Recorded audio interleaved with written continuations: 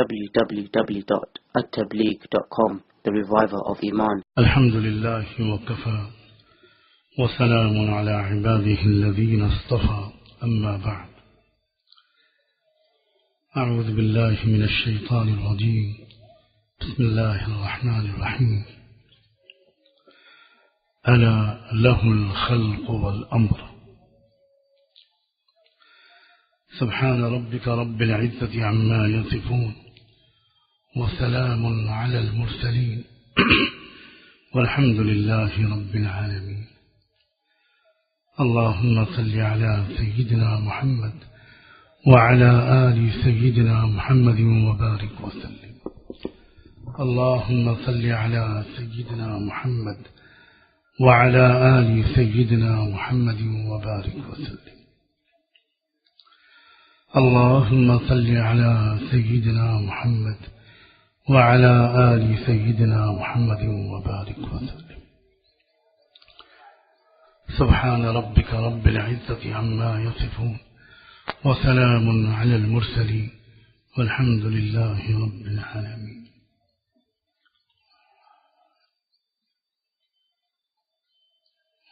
بہت محبت اور احترام اور قدر کے لائق ڈاکٹر ناقدار صاحب اور ان کے تمام رفقا، اس انسٹیٹیوٹ کے پرنسپل صاحب اور اساتذہ اور معلمات، میرے بہت عزیز اور محترم بھائیوں، بہنوں اور بیٹیوں،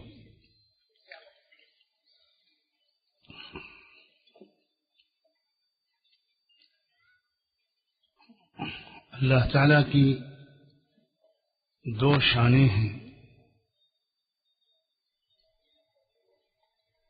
جن کا ذکر کیا ہے اللہ نے اپنی کتاب کی اس آیت کے اس حصے میں جو میں نے ابھی پڑھی کہ الا لہ الخلق والامر.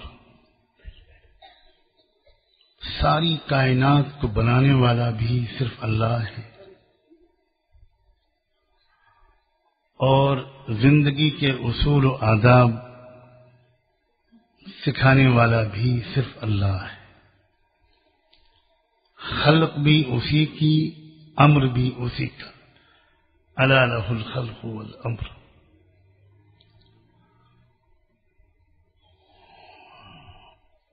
یوں سمجھیے کہ اللہ تعالی نے اپنی ان دونوں صفتوں سے دو کتابیں لکھی ہیں. اللہ تعالیٰ کی جو صفت امر ہے اس سے وہ کتابیں نکلی جن کو ہم آسمانی کتابوں کی حیثیت سے جانتے ہیں.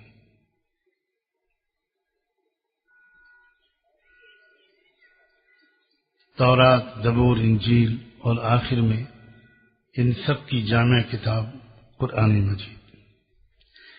یہ کتابیں اللہ تعالیٰ کی صفت امر سے نکلی اور ان کا جو سبجیکٹ ہے، جو موضوع ہے، وہ ہے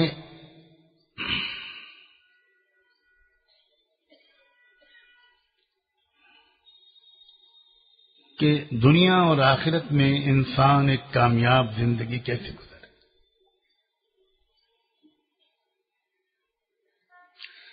ہر پہلو سے انسان کیسے ترقی کرے،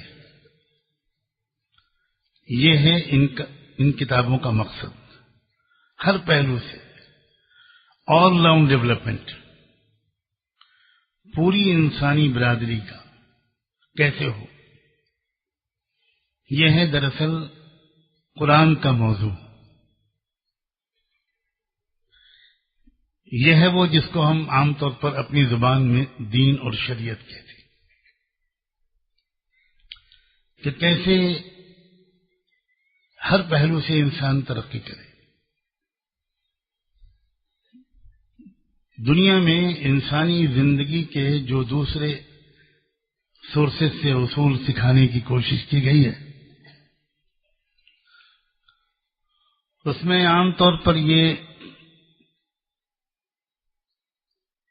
ایک پہلو محسوس کیا جاتا ہے کہ اس میں انسان کی ترقی کے کسی خاص پہلو پر تو بہت زور ہے، لیکن دوسرے پہلو نظر انداز ہو جاتے ہیں۔ مثلا اگر اخلاقی اور روحانی طور پر انسان کو ایک نیک بنانے پر زور ہے تو ہو سکتا ہے کہ اس میں صحت کے اصول نہ سکھائے گئے ہوں، اس میں خاندانی زندگی، فیملی لائف، گھریلو زندگی کو خوشگوار بنانے کے اصول نہ سکھائے گئے، اس میں کاروبار اور بزنس کے اصول نہ سکھائے گئے، اس میں جو ایک شہری زندگی ہوتی ہے، سول لائف، اس کے اصول نہ سکھائے گئے، اس میں لا اینڈ آرڈر، امن اور انصاف، امن اور قانون، اس کے اصول نہ سکھائے گئے، اس میں شادی شدہ زندگی کے جو آداب ہوتے ہیں کہ کس طرح شادی شدہ زندگی خوشگوار گزرے، اس کے اصول نہ سکھائے گئے۔ یہ بالکل ممکن ہے۔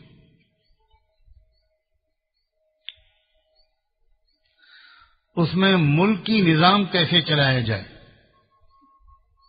اسٹیٹ کو کیسے مینج کیا جائے، کیسے رن کیا جائے، اس میں اس ملک اور ریاست کے اندر رہنے والے جو مختلف یونٹس ہوتے ہیں، وہ چاہے سماجی ہوں، سوشل ہوں، مختلف کمیونٹیز ہوں، مختلف فیتھس اور ریلیجنس کو، مذاہب کو ماننے والے لوگ ہوں، ان کے درمیان آپس میں تعلق کیسے ہو، مرد اور عورت کے ریلیشن کیسے ہوں۔ بالکل ممکن ہے کہ کوئی رہنمائی ایک مخصوص زندگی کے ایک دو شعبوں میں بہت اچھی ملتی ہو، لیکن دوسرے شعبے مس ہو رہے ہوں، یہ ہو سکتا ہے۔ لیکن انسانیت کے شفیق پروردگار رب نے جو رہنمائی بھیجی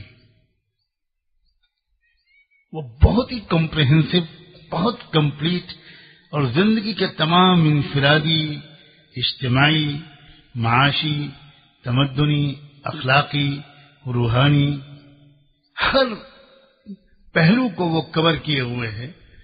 وہ رہنمائی جو قرآن کے ذریعے ملی ہے اور جو چلتے پھرتے زندہ قرآن رحمت دو عالم صلی اللہ علیہ وآلہ وسلم کے ذریعے ملی۔ کوئی حال انسانی زندگی کا ایسا نہیں ہے جس کے بارے میں عملی اور قولی رہنمائی محمد مصطفیٰ صلی اللہ علیہ وسلم کے ذریعے نہ ملی۔ اگر میں اس کی تفصیل بیان کروں گا تو خاصا وقت چلا جائے۔ کوئی اسپیکٹ دنیا میں ایسا نہیں۔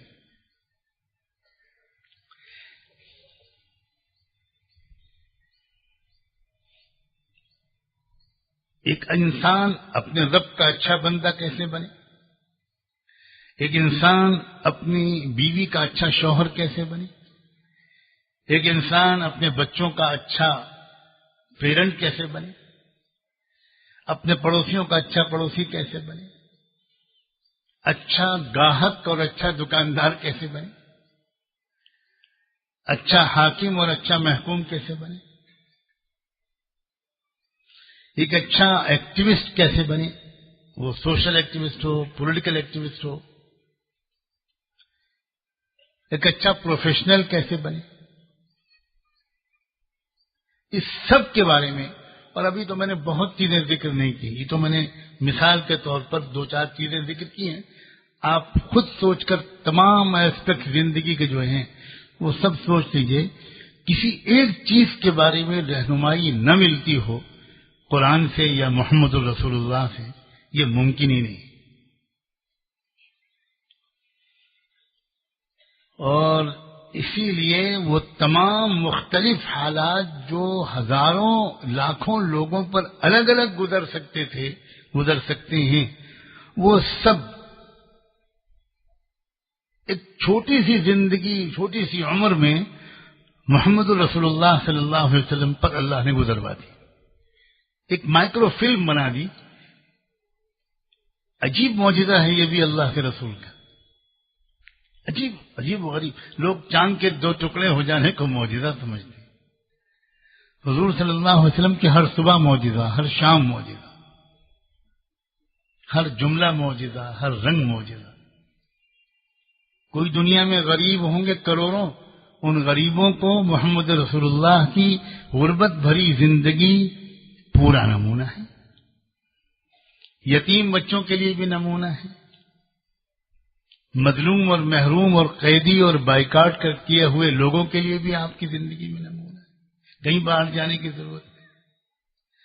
اور کوئی دنیا کا حاکم ہو جو کروڑوں کے خزانے کا مالک ہو، وہ ایک نظر ڈال لیں محمد رسول اللہ کی مسجد نبوی کے صحن کے اس منظر پر، جب دنیا کی 2 سپر پاورز کے خزانے مدینے میں آئے تھے اور آپ ان کو بانٹ رہے تھے، غریبوں میں، مزدوروں میں، کسانوں میں، مردوں میں، عورتوں میں۔ ایک دنیا کے حاکموں کے لیے بھی آپ کی زندگی میں نمونہ، دنیا کے قیدیوں اور مظلوموں اور بے سہاروں کے لیے بھی آپ کی زندگی میں نمونہ، اور وغیرہ وغیرہ۔ مجھے تو اس وقت کچھ اور بات عرض کرنی ہے، اس کے لیے میں یہ بات سمجھانا چاہ رہا ہوں کہ ایک ہے کتاب وہ جو اللہ نے اپنی صفت امر سے لکھی ہے،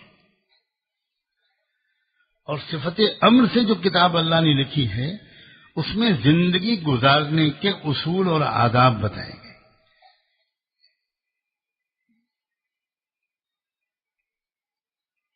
ایک اور کتاب اللہ نے لکھی ہے،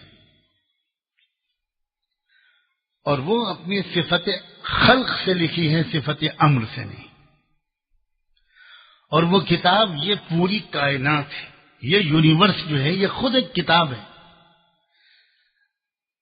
سورج اس کتاب کا ایک چیپٹر ہے، چاند اس کتاب کا ایک چیپٹر ہے، زمین اور اس کے نیچے جو کچھ ہے وہ اس کتاب کا ایک چیپٹر ہے، سمندر اور اس کے اندر جو کچھ ہے وہ بھی اسی کتاب کا ایک چیپٹر ہے۔ یہ درخت، یہ ایگریکلچر، یہ ہارٹیکلچر، یہ فن زراعت، زمین کے اندر کے چھپے ہوئے خزانوں کو باہر کیسے نکالا جائے، بہت سے علوم کا بھی ڈاکٹر صاحب نے ذکر کیا، یا اسٹرونامی، یا فارمیکولوجی، یہ انجینئرنگ اپنے مختلف ڈپارٹمنٹس والی، یہ میڈیکل سائنس، یہ کیا ہے؟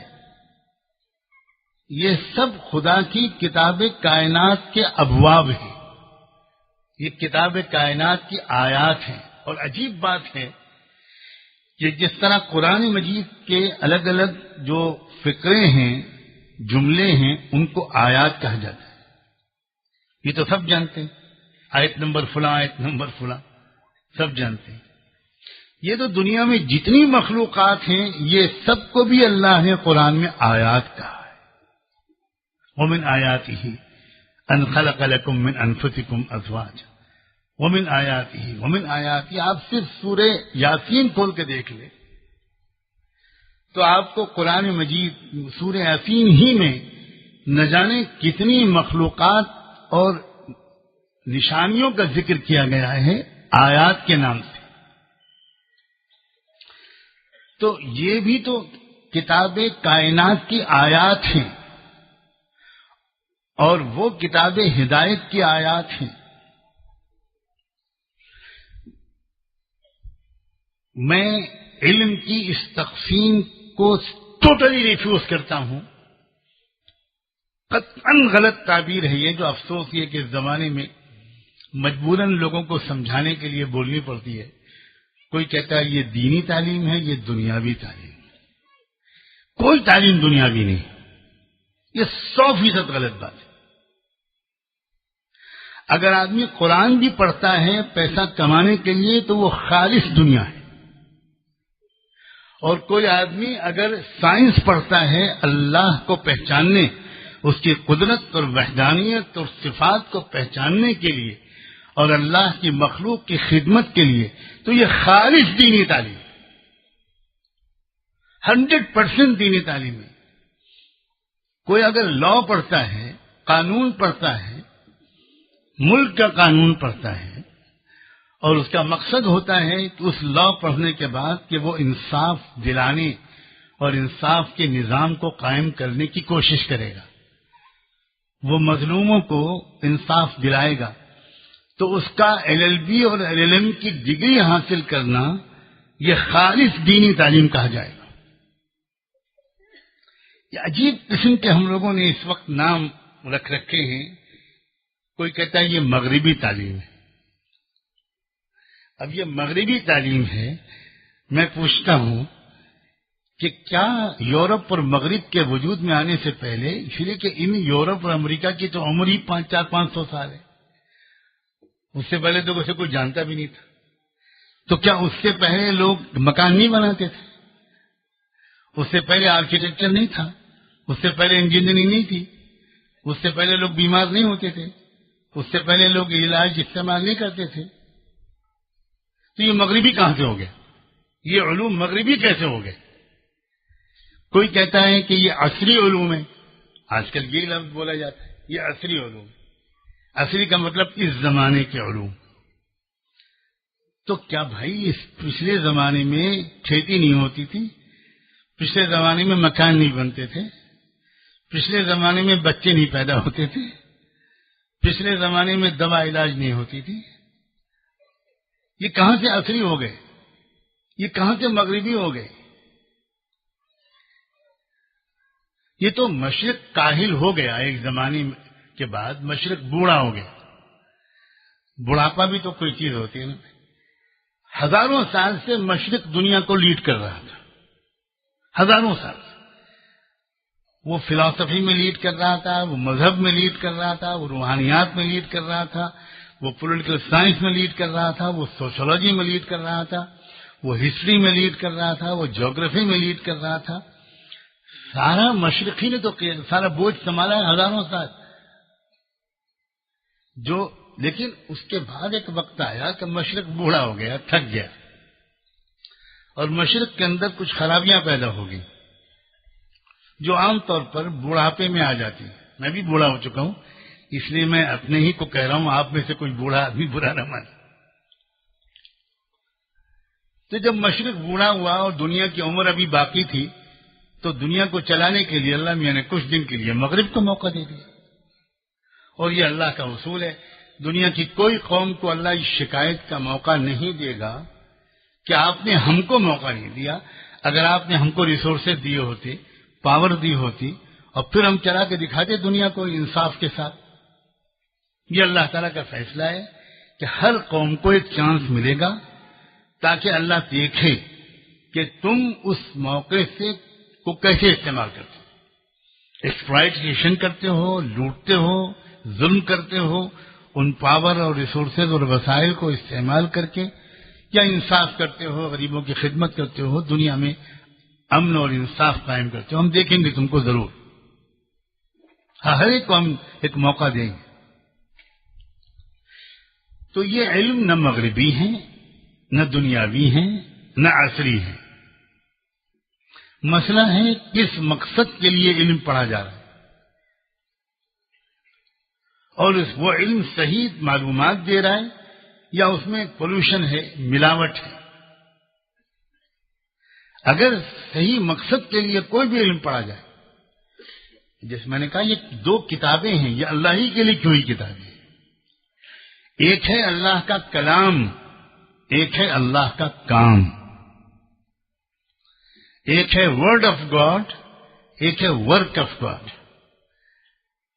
جس کو ہم دنیاوی تعلیم کہتے ہیں، یہ دراصل اللہ کے کام کو سمجھنے کی کوشش ہے۔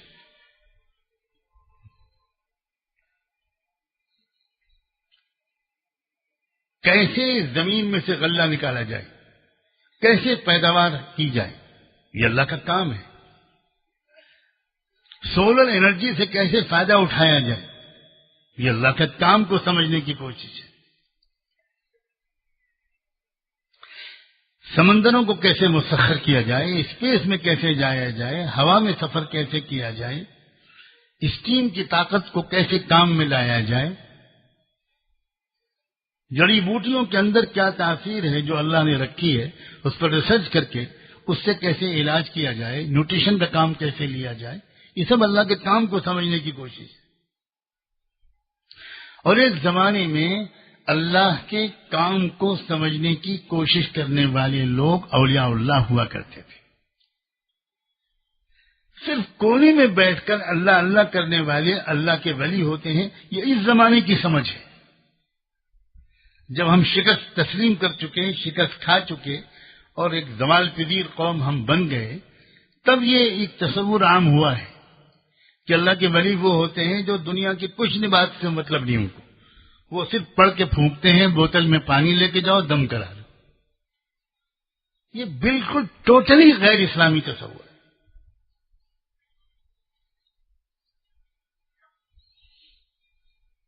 ایک کتاب ہدایت ہے قرآن، اس میں وہ ہے اللہ کا کلام، اور اس کا موضوع ہے انسان۔ انسان، بس انسان، وہ پورا جو کچھ بھی وہ ایڈریس کرتا ہے وہ انسان کو، بحیثیت شوہر کے، بحیثیت باپ کے، بحیثیت بیوی کے، بحیثیت اولاد کے، بحیثیت پڑوسی کے، بحیثیت تاجر کے، بحیثیت حاکم کے، بحیثیت محکوم کے، بحیثیت غریب کے، بحیثیت امیر کے، بحیثیت تندرست انسان کے، بحیثیت مریض انسان کے، بحیثیت مسافر، بحیثیت مقیم۔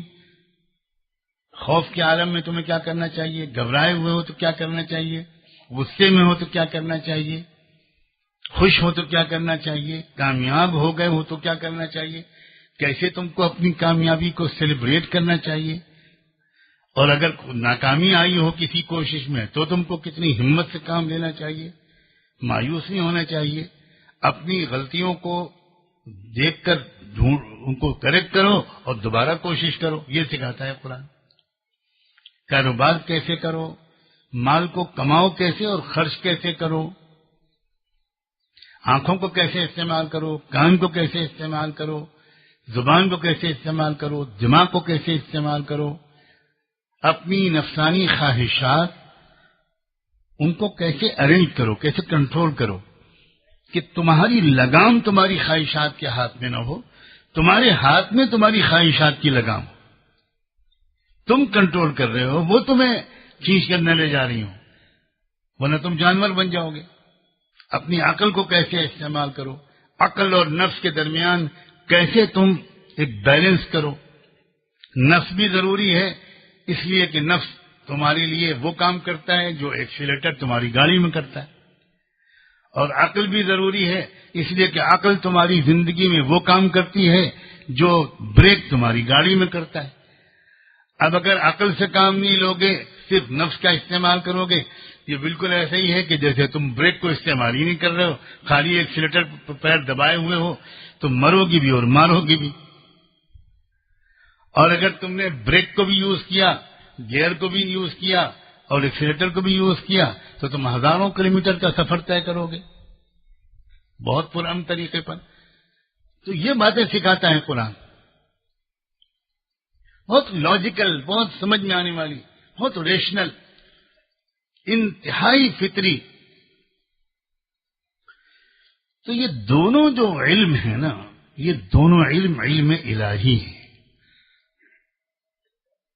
سبح اسم ربک الاعلی الذی خلق فسوى، خوب پاکی بیان کرو اپنے رب اس بلند و بالا، بلند ترین مربی و پروردگار کو کی شان ذرا بیان کرو، وہ بے عیب ہے، اس میں کوئی کمی نہیں ہے۔ وہ کون ہے؟ الذی خلق فسوى، جس نے پیدا کیا اور پرفیکٹ ڈیزائن میں پیدا کیا۔ ثم قدر فہدى والذی اخرج المرعى، پھر اس نے کیا کیا؟ پھر اس نے تمہارے لیے ایک فرما بنایا، ایک پورا نظام بنایا، فہدى، اور پھر اس کے بعد اس نے تم کو زندگی میں اپنی ضروریات کے پورا کرنے کی راہیں دکھا دی۔ یہاں علماء کہتے ہیں ہدایت سے مراد وہ کتاب امر والی ہدایت نہیں ہے، ذرا مشکل سا مضمون ہے، ہو سکتا ہے آپ میں سے کچھ لوگوں کے سر کے اوپر سے گزر رہا ہو، لیکن جب ڈاکٹر صاحب جیسے انٹلیکچوئل میرے پاس بیٹھیں گے تو مجھے بھی معافی کرنا پڑے گا کہ مجھے بھی ذرا اوپر کی سطح کی بات سیکھ کر کرنی پڑے گی. عجیب بات ہے، لفظ ہدایت سے ہم لوگ جو عام طور پر سمجھتے ہیں وہ اذان نماز والی ہدایت، وہ ہماری محدود فہم ہے. قرآن نے اس محدود لفظ میں ہر جگہ پر یہ لفظ نہیں بولا ہے. یہاں پر مفسرین کہتے ہیں فہدا کا مطلب یہ ہوا کہ ہر مخلوق کو اس دنیا میں جینے کے لیے کیا طریقہ ہوگا وہ اس کو فطری طور پر سمجھا دیا. مچھلی سانس کیسے لے گی پانی میں وہ اس کو سمجھا دیا. یہ قدر فہدا میں شامل ہے. ایک بکری اپنے بچے کو دودھ کیسے پلائے گی، ایک مرغی اپنے چھوٹے سے چوزے کو کس طرح دانا چک کر اس کو چبا کر اپنی چونچ میں اور پھر اس کو وہ پسے ہوئی شکل میں اپنے چوزے کے منہ میں کیسے ڈالے گی، یہ ہے قدر فہدا کا مطلب. ہم تو لفظ ہدایت کا مطلب 4 مہینے اور چلہ جانتے ہیں اور کچھ جانتے ہی. اسی وجہ سے ہماری جو فہم ہے، ہمارا سوچنے کا طریقہ ہے، دین کو جتنا ہم نے محدود طریقے پر سمجھا ہوا ہے، اب وقت آ گیا ہے کہ ہم پھر واپس اپنے دین کے صحیح مفہوم کی طرف جائیں. یہ اسٹیجز قوموں پر آتے ہیں، یہ کوئی نئی بات نہیں ہے. ایک خاص اسٹیج سے ہم گزر رہے ہیں. اسی لیے تو ہمارے بہت سے لوگوں کو جن کو مسلمانوں کی ایک ترقی مطلوب ہے، مسلمانوں کے زوال، ڈکلائن، ان کی غربت، ان کی جہالت، اس سے وہ بہت زیادہ پریشان رہتے ہیں. اور پھر وہ اسکول کالج کھولتے ہیں تو اس کو عام طور پر مسلمان دینی کام نہیں سمجھتا. اسی لیے ان لوگوں کو ان کاموں کو بھی دینی سمجھانے کے لیے کہنا پڑتا ہے کہ بھئی دنیاوی تعلیم بھی ضروری ہے. میں کہتا ہوں یہ تعلیم دنیاوی دینی یہ بالکل غلط تقسیم ہے. حضور اکرم صلی اللہ علیہ وسلم نے کبھی یہ دعا نہیں مانگی کہ اللہم انی اسألک علما دینیا. کیوں بھائی یہ بچے بڑے بڑے اکابر کہیں دعا مانگی کہ اللہ مجھے دینی علم سکھا دے. حضور نے دعا مانگی اللہم انی اسألک علما نافعا، اللہ مجھے وہ علم سکھا دیجئے جو مفید ہو. آپ نے کبھی یہ نہیں کہا کہ اللہم انی اعوذ بک من علم دنیاوی، کہ اللہ میں آپ سے دنیاوی علوم سے پناہ مانگتا ہوں، جیسے آج ہم مولوی لوگ عام طور پر پناہ مانگتے ہیں. حضور نے فرمایا اللہم انی اعوذ بک من علم لا ينفع، اللہ میں ہر ایسے علم سے پناہ مانگتا ہوں جس میں کوئی فائدہ نہ ہو، جس میں فائدہ نہ ہو. تقسیم علم کی حضور نے فرمائی وہ علم، ایک وہ علم ہے جس کا فائدہ ہے اور ایک وہ علم ہے جس کا فائدہ نہیں ہے. اور ایک بہت دلچسپ بات آج کہوں، خدا کرے ہضم ہو جائے، کچھ بدہضمی ہو تو ڈاکٹر صاحب سے کوئی گولی لے لیجیے، بہت کامیاب پریکٹیشنر ہے ڈاکٹر صاحب. اور یہیں اس کو دفن کر جائیے گا، اس جگہ بہت ہے، لے کر مت جائیے گا اپنے سسرال میں اور میکے میں، ورنہ وہاں بھی جھگڑا اور طلاقیں واقع ہوں گی. مسلمانوں میں اب طلاقوں کے بہت سے اسباب بن گئے ہیں کہ تم شورا والے ہو کہ تم مرکز والے ہو، لو طلاق. لا حول ولا قوت، لا حول ولا قوت الا باللہ. یعنی حماقت کا عالمی ریکارڈ. کوئی اولمپک اگر مقابلہ کرایا جائے بیوقوفی کا، میں چیلنج کرتا ہوں مسلمانوں سے اور دیندار مسلمانوں سے، کوئی جیت نہ پائے، کوئی نہیں جیت پائے.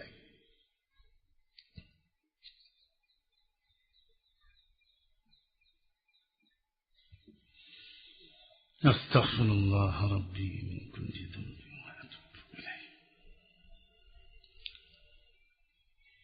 پتہ نہیں کیا بات ذہن میں سے نکل گئی، وہی دلچسپ بات تو بھول گیا. آپ لوگوں نے توجہ ڈالی کہ یہ بھول ہی جائے تو اچھا ہے. یہ مسئلہ ہے. وہی تو مصیبت ہے کہ وہ مجھے ہی بدہضمی کر رہی ہے. کیا مطلب ہے، بھول گیا میں، خدا کرے یاد آ جائے. کوئی بہت اہم بات یاد آئی تھی جو میں چاہتا تھا آج یہاں کہوں.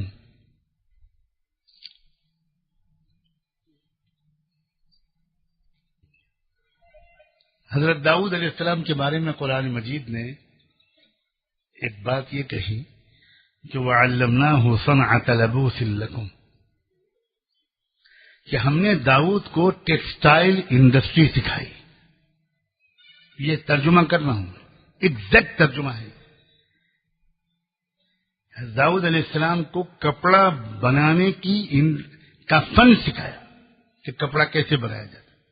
یہ پیغمبر کو سکھایا اللہ نے. کسی اور پیغمبر کے بارے میں قرآن نے ذکر کیا وَأَلَنَّا لَهُ الْحَدِيدَ، کس لوہے کو کیسے کام میں لایا جائے. اسٹیل انڈسٹری، دنیا میں جس قوم کو اسٹیل انڈسٹری میں جو طاقتور ہوتی ہے وہی دنیا میں موسٹ پاورفل کنٹری ہوتا ہے. یہ اصول ہے. چنانچہ قرآن میں ذکر کیا بڑے احسان کے ساتھ کہ ہم نے اپنے فلاں نبی کو اسٹیل انڈسٹری سکھائی. پھر اسٹیل کے نام پر پوری سورت اتاری گئی، سورہ حدید. وہ پورا نام ہی سورت کا ہے اسٹیل.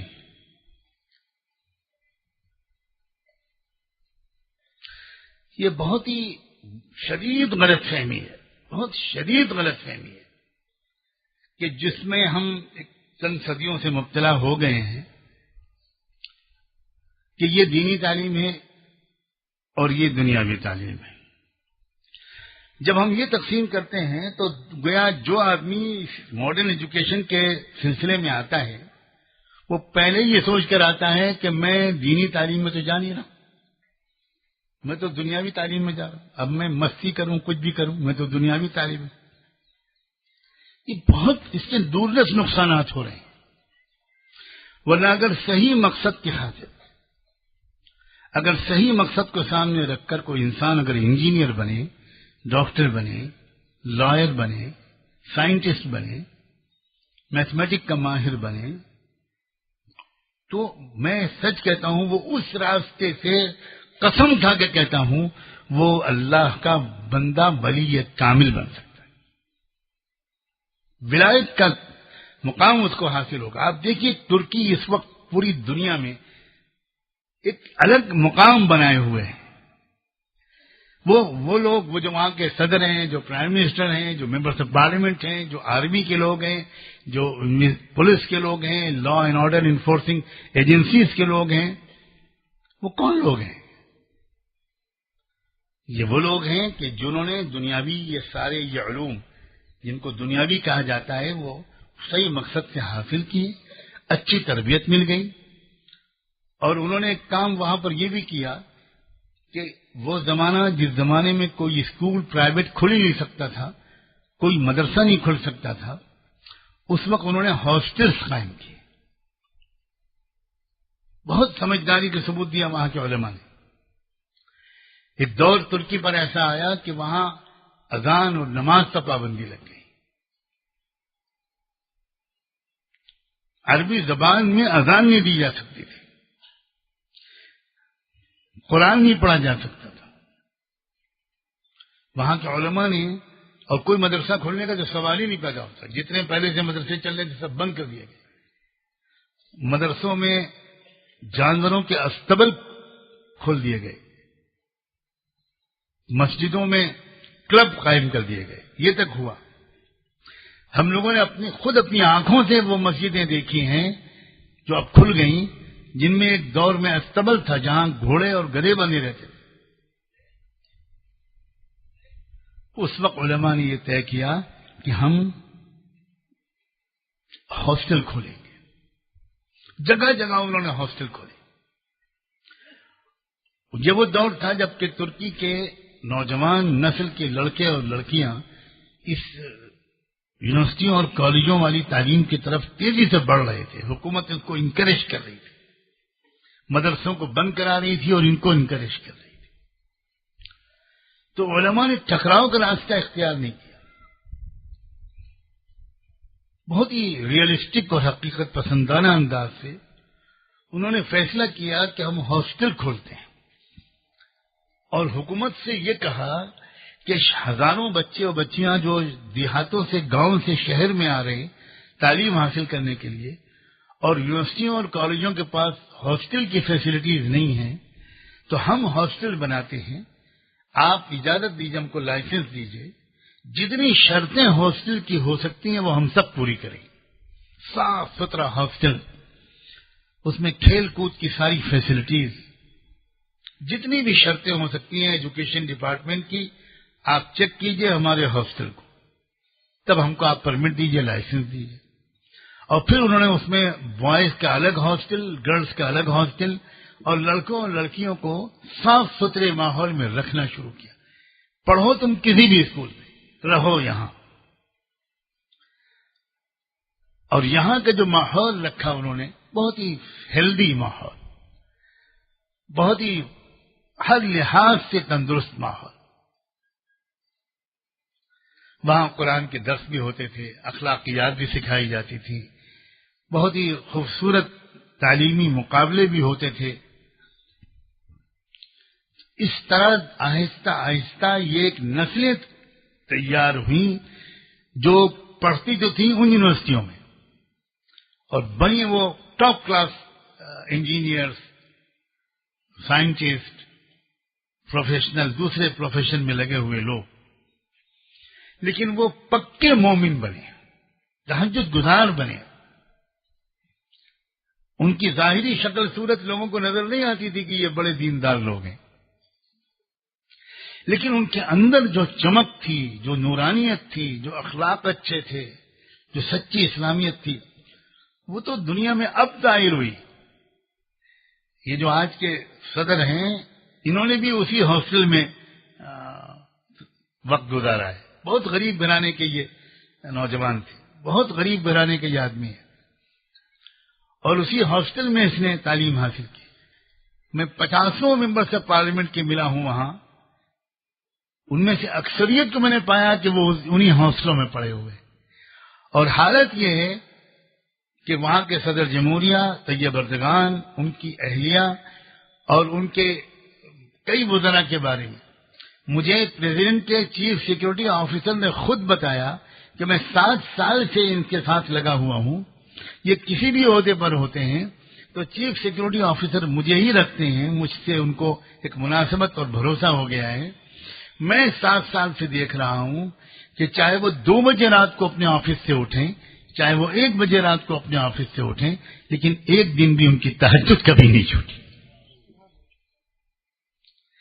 مجھے یہ بتایا ان لوگوں نے کہ جس وقت کوئی اہم پارلیمنٹ میں قانون زیر بحث ہوتا ہے یا کوئی خاص مسئلہ اٹکا ہوا ہوتا ہے تو ان کی اہلیہ جو ہیں صدر اردگان کی، وہ روزہ رکھ کر جانماز پر بیٹھ جاتی ہیں، چاہے 10 گھنٹے دعاؤں میں لگنا پڑے، چاہے 12 گھنٹے، جب تک کہ پارلیمنٹ سے خبر نہیں آ جاتی کہ ہو گیا ٹھیک ٹھاک، تب تک وہ جانماز سے اللہ کی بندی اٹھتی بھی نہیں. تو ہمیں ایک ایسی نسل کی بھی ضرورت ہے عزیزوں، جو انجینئرس ہوں، پولیٹیشین ہوں، سوشل ایکٹیوسٹ ہوں، ڈاکٹرس ہوں، انجینئر ہوں، صحافی ہوں، جرنلسٹ ہوں، اسپورٹس مین ہوں، اور ہوں وہ وفادار، صاحب کردار. امریکہ اور یورپ میں ڈاکٹر صاحب گواہ ہیں اس بات کے کہ امریکہ اور یورپ میں ایسے نیک صالح مسلمان لڑکے اور لڑکیاں ہمارے آپ کے ملکوں سے زیادہ تیار ہو رہے ہیں. کتنے نوجوان ہیں وہاں ایسے کہ جن کو ظاہری طور پر دیکھ کر کوئی نہیں سمجھے گا کہ یہ بہت دیندار ہیں، لیکن ان کے اندر جو جذبات ہیں، جو تڑپ ہے، جو وفاداری ہے، جو کمٹمنٹ ہے، جو ڈیڈیکیشن ہے، اور اپنی مظلوم امت کے لیے کچھ کر جھکنے کا جو جذبہ ہے، وہ اس اچھی رہنمائی کی وجہ سے ملا ہے جو وہاں کے ماحول میں رہ کر ان کے والدین اور ان کے اساتذہ ان کو دے رہے ہیں. اور مغربی تہذیب سے کو چونکہ وہ بہت قریب سے دیکھ رہے ہیں، اس لیے وہ مغربی تہذیب سے محروم نہیں ہے. یہ تو مغربی تہذیب سے ہمارے ہاں کا نوجوان بیچارہ محروم ہے. میں کئی بار وہ لطیفہ سنا چکا ہوں کہ لکھنؤ کے ریلوے اسٹیشن پر 1946 میں ایک بڑا دلچسپ واقعہ ہوا تھا کہ ایک چائے کافی کے اسٹال پر ایک انگریز گورے صاحب کھڑے ہوئے کافی پی رہے تھے. غلطی سے ان کے کافی کے مگ میں برف کا ٹکڑا گر گیا، آئس کیوب. تو ان کے بغل میں کھڑا ہوا تھا کوئی ماشاءاللہ مسلم انڈین نوجوان، ماڈرن قسم کا، فیشنیبل، تو اس نے جھانک کر دیکھا کہ صاحب کی کافی کے مگ میں برف پڑا ہے، تو وہ سمجھا کہ اب فیشن بدل گیا ہے، اب فیشن شاید کافی میں برف ڈال کے پینے ہی کا ہے، تو اس نے اپنا بھی مگ بڑھایا اور کہا بھائی صاحب ذرا ایک برف کا ٹکڑا اس میں بھی ڈال دیں۔ یہ ہمارے ہاں کے نوجوانوں کی نفسیات ہے، جو بیچارے عجیب، اب آج کل پینٹیں ایسی پہنی جا رہی ہیں جو یہاں سے پھٹی، یہاں سے پھٹی، یہاں سے پھٹی، سلائی گئی جینس، کبھی کبھی ان کو دیکھ کر جی چاہتا ہے کہ ان کو 5 روپے صدقہ کے دے دیے جائیں، کہ شاید یہ 1942 کی پینٹ ہے، پھٹ گئی ہے، پھر بھی بیچارے کے بعد دوسری پینٹ، لیکن یہ فیشن ہے۔ تو یہ پاگل پن یہاں کے نوجوانوں میں ہو سکتا ہے، جو اتنے مروب ہیں، اتنے ڈیفیٹڈ سائیکولوجی ہے، اتنا انفیریٹی کمپلیکس ہے کہ جو انگریز نے پہن لیا بس اسی میں معراج ہے۔ اس سے قومیں ترقی نہیں کرتی، قومیں ترقی کرتی ہیں اپنی ذہنی پختگی سے، اور وہ ملتی ہے اچھی تربیت اور اچھی تعلیم سے، جس سے سیلف کانفیڈنس آتا ہے، خود اعتمادی آتی ہے، اپنے کلچر پر اعتماد آتا ہے، اپنی روٹ سے انسان جڑتا ہے۔ میں بہت ہی مبارکباد دیتا ہوں ڈاکٹر انلکھدار صاحب کو اور ان ساتھیوں کو اور اس قسم کے اور لوگوں کو جو امریکہ میں رہنے کے باوجود اپنے دیش کو نہیں بھولے، اپنی قوم کو نہیں بھولے، اپنی گاؤں کو نہیں بھولے۔ یہ ہوتی ہے شرافت کی بات کہ انسان کہیں بھی پہنچے اپنے گاؤں کو، اپنے ددیال اور ننیال کو، اپنے ماضی کو، اپنے وطن کو نہ بھولے۔ یہ ہے کیریکٹر کی بات، یہ ہے کردار کی بات۔ جو لوگ کم ظرف ہوتے ہیں اور بہت ہی نیچی طبیعت کے ہوتے ہیں، میں نیچ کے لفظ تو نہیں بولوں گا، آج کل بدنام ہو گیا ہے، وہ آپ ہی کے کسی ہم وطن کے بارے میں کسی نے بول دیا تھا اور بیچارہ پھنس گیا، تو اس لیے وہ نیچ کا لفظ تو میں ذرا نہیں بولوں گا، اگرچہ میں بار بار بول رہا ہوں لیکن میں نہیں بولوں گا۔ ہاں، اس لیے یہ بہت ہی کم ظرفی کی بات ہے یہ کہ انسان کہیں ذرا باہر پہنچ جائے، 4 پیسے اس کے پاس آ جائیں، کوئی ڈگری آ جائے، پھر وہ بھول جاتا ہے اپنے گاؤں کو۔ ہم نے ایسے بھی لوگ دیکھے ہیں کہ جو ذرا بڑے آدمی بن گئے، جج بن گئے، IAS آفیسر بن گئے، اور ان کے بچپن کے دوست ان سے ملنے کے لیے آئے بہت زمانے کے بعد، اور ان کا والد بیچارے دیہاتی آدمی تھے، دیہاتی لباس میں تھے، تو ان والد سے انہوں نے کہا کہ دیکھیے ابھی میرے دوست ملنے آ رہے ہیں، آپ ذرا ڈرائنگ روم میں مت آئیے گا سامنے جب تک وہ چلے نہ جائیں۔ تو والد نے بیچارے نے کہا کہ میں کیوں وقت ضائع کروں، وہ جا کے گارڈننگ کرنے لگے کہ ان کے جو بیٹے کے جو بنگلہ تھا اس میں جو گارڈن لگا تھا اس کے کچھ ٹھیک ٹھاک کرنے لگے۔ تو جب دوست آیا اور پوچھا کہ بھئی، پھر وہ والد صاحب بیچارے بھول گئے کہ میرے بیٹے نے مجھ سے کیا کہا تھا، وہ ڈرائنگ روم میں داخل ہو گئے۔ تو اس بیٹے نے پوچھا کہ ہو از دس اولڈ مین، ہے کون بڑے میاں؟ تو انہوں نے کہا کہ یہ میرے مالی ہیں، وہ ذرا ٹھیک کرنے کے لیے، اپنے باپ کے بارے میں۔ ظاہر ہے کہ یہ جو مزاج ہے نا، یہ مزاج بہت خراب ہے اور یہ بہت ہی کم ظرفی کی بات ہے۔ تو وہ لوگ جو ان کو اللہ نے کچھ نوازا ہے اور ان کے ساتھ میں ان کو درد بھی دیا ہے، ان کو ایک فکر بھی دی ہے اپنی قوم کی، یہ بہت قابل قدر لوگ ہیں۔ علاقے کے لوگوں کو اس کی بہت قدر کرنی چاہیے، بہت زیادہ اپریشیٹ کیا جانا چاہیے ان کی محنتوں کو۔ اور میں اسی نیت سے آیا ہوں کہ اللہ کا ایک بندہ اور اس کے ساتھی اگر ہمارے ملک کے کسی حصے میں کوئی اچھے کام کر رہے ہیں جس سے ہماری نئی نسل کو، بچوں کو اور بچیوں کو فائدہ پہنچ سکتا ہے، تو میں کم سے کم چند لمحے وہاں بیٹھ جاؤں اور تقویت پہنچاؤں کچھ اس کو، تو میری مغفرت کا وہ سبب بنے گا۔ میں اس لیے سے یہاں پر حاضر ہوا ہوں۔ میں امید کرتا ہوں کہ آپ لوگ زیادہ سے زیادہ فائدہ اٹھائیں۔ ایک اور کام جو آپ نے یہاں پر چھیڑا، شروع کیا، اور اسی سلسلے میں آپ نے مجھ سے بات کہی تھی یہاں آنے کی، کہ جو ہمارے مدارس کے علماء ہیں اور حفاظ ہیں ان کو بھی انگریزی زبان اور کمپیوٹر وغیرہ کی مزید تعلیم اور ٹریننگ مل جائے تو وہ اور بہتر طریقے پر اپنی خدمات ادا کر سکتے ہیں۔ دیکھیے، میں اس سلسلے کے 2 پہلو ہیں۔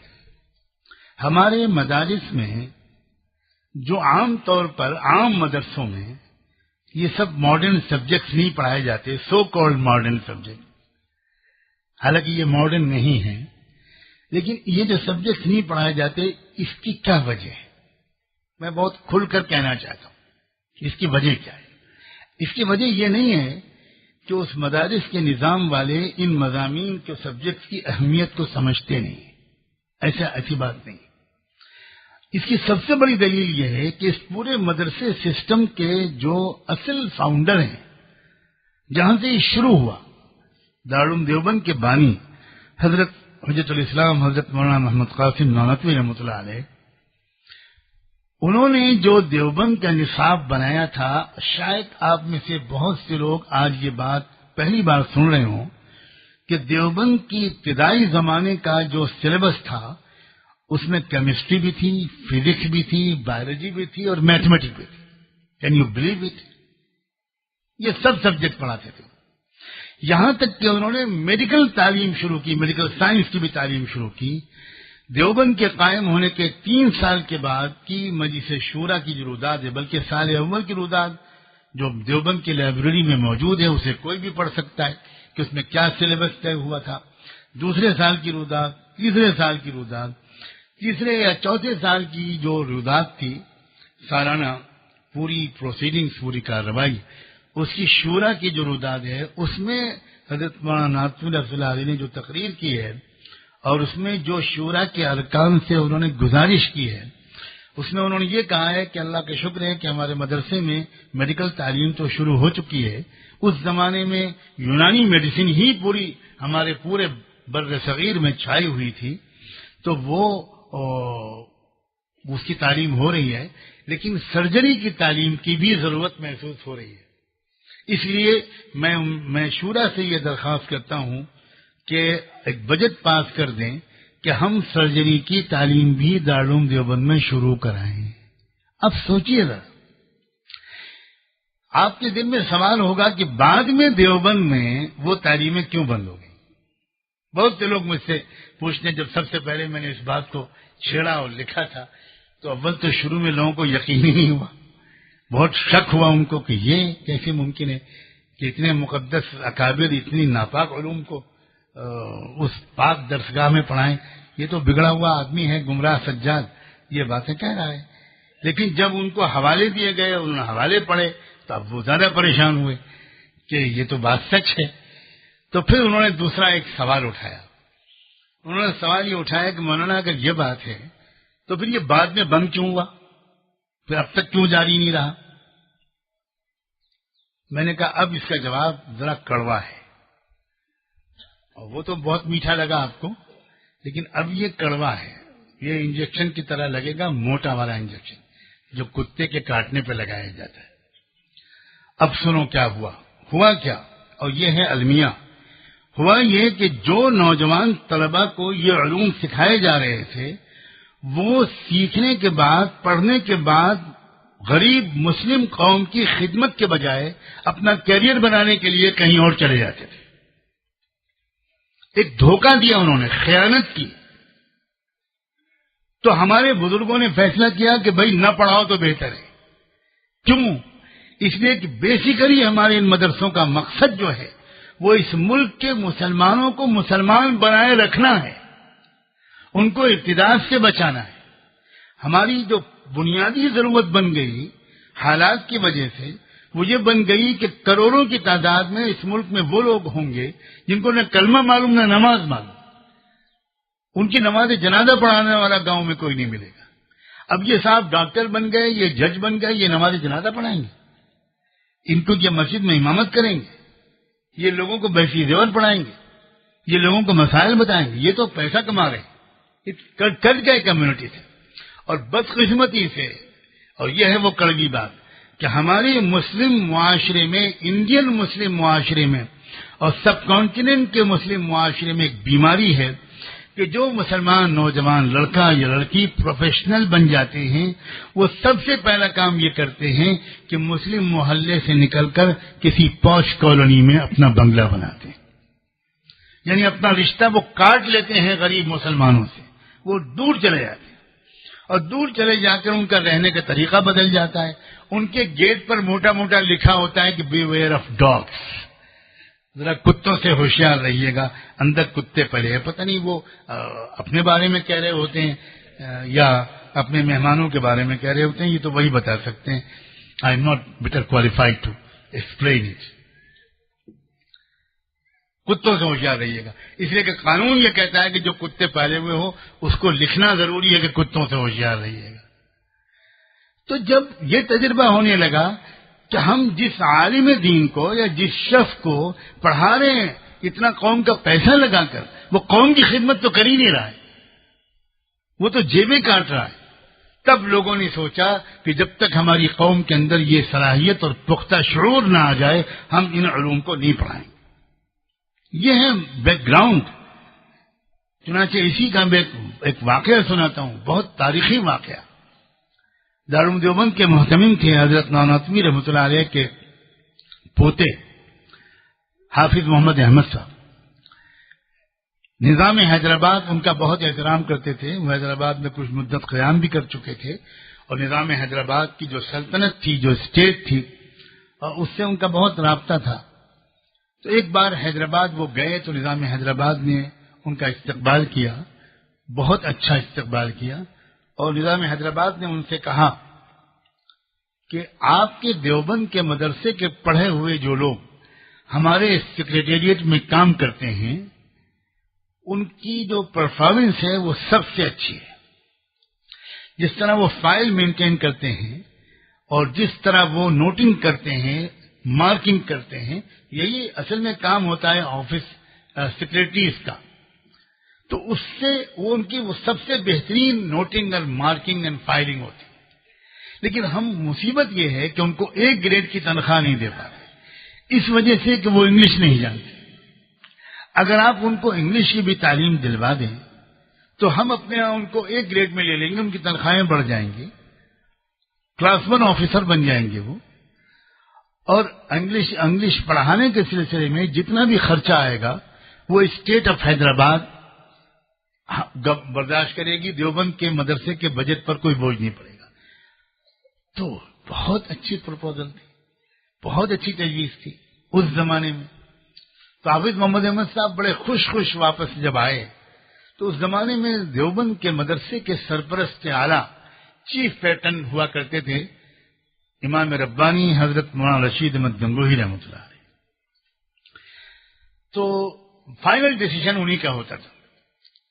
تو وہ گئے سب سے پہلے حضرت گنگوہی رحمۃ اللہ علیہ کے پاس اور ان سے کہا، پوری بات سنائی اور کہا کہ یہ تجویز پیش کی ہے نظام حیدرآباد نے، تو میں چاہتا ہوں حضرت اگر منظور فرما لیں تو پھر اس کو شورا سے منظور کرا کر پھر ہم ایک پورا بجٹ بھیج دیں وہاں کہ اتنے بچوں کو ہم اس سال انگریزی پڑھائیں گے، تو انگریزی کے استاد وغیرہ کی تنخواہیں وہیں سے آ جائیں گی. تو حضرت گنگوہی نے جو جواب دیا یہ کہا کہ ہاں محمد احمد، میں یہ تو سمجھتا تھا کہ تم کم سمجھ آدمی ہو، لیکن اتنے کم سمجھ ہو یہ میں نہیں سمجھتا تھا. اب وہ تو گھبرا گئے حافظ محمد احمد صاحب. ان کو تو یہ امید تھی کہ بہت شاباشی ملے گی. جواب میں ان کو یہ جملہ سننے کو ملا. تو ان کا حضرت جو غلطی ہو اس کی اصلاح فرما دیجئے. تو حضرت نے فرمایا کہ دیکھو، ہم نے یہ مدرسہ اس لیے قائم کیا ہے کہ یہاں سے پڑھ کر نکلنے والا انسان وہ مسجد سنبھالے، مکتب سنبھالے، مدرسہ سنبھالے، تاکہ آس پاس کی آبادی اسلام پر قائم رہے، وہ اسلام سے نکل نہ پائے. ہم نے اس لیے قائم کیا. اب اگر یہ ساری چیزیں پڑھا دی جائیں گی تو ہمیں یہ خطرہ ہے کہ وہ یہ کام کم چھوڑ دے گا، دوسرے کام کرے گا، تو یہ جو میدان ہے خالی ہو جائے گا. اور جو خطرات ہیں انڈیا میں وہ وہی خطرات ہیں جس کا اسپین میں سامنا کرنا پڑا. بالکل اندلس جیسا شہر، جیسا ملک جس میں سینکڑوں علماء تھے، ادارے تھے، مشائخ تھے، سب ختم ہو گئے. اور جب یورپ کا وہاں پر قبضہ ہوا تو پھر وہ وہاں تو سینکڑوں میل کے ایریا میں ایک کلمہ پڑھنے والا ڈھونڈنا مشکل ہو گیا. اس قدر وہاں ارتداد پھیل گیا. ہم کو یہی خطرہ ہے اس ملک میں کہ یہی ہو جائے گا. اس لیے ہم کو جگہ جگہ وہ لوگ چاہیے جو کسی طرح مسلمانوں کے ایمان کو محفوظ رکھیں۔